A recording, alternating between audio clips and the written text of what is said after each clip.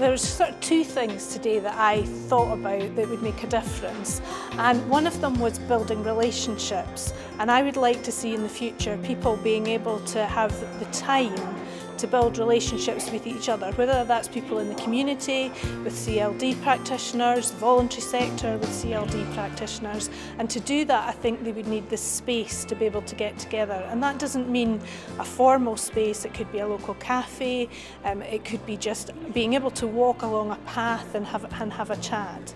I definitely think it should be relationships, having the time and the space to actually join together and have the conversation. I think CLD's new mantra should be relationships, finding the time and the space for people to build relationships.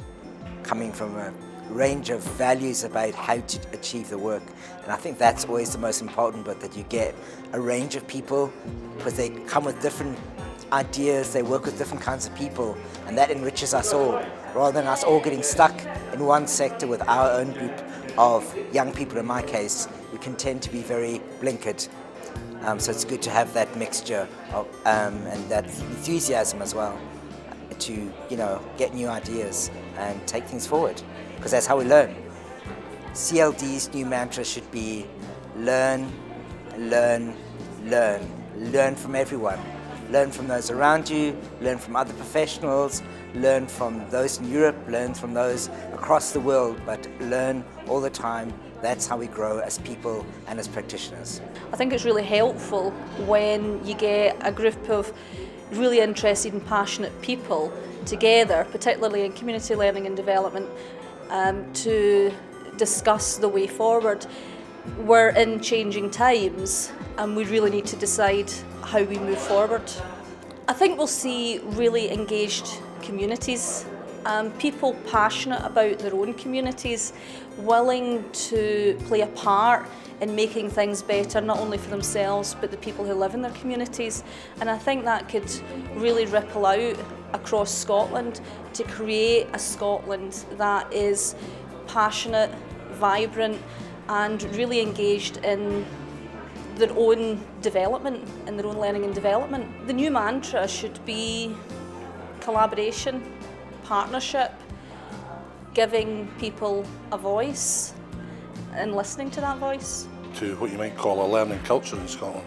It needs to be in every nook and cranny of our country, not just in institutions, not just in buildings, and not just in systems and structures. It needs to be everywhere.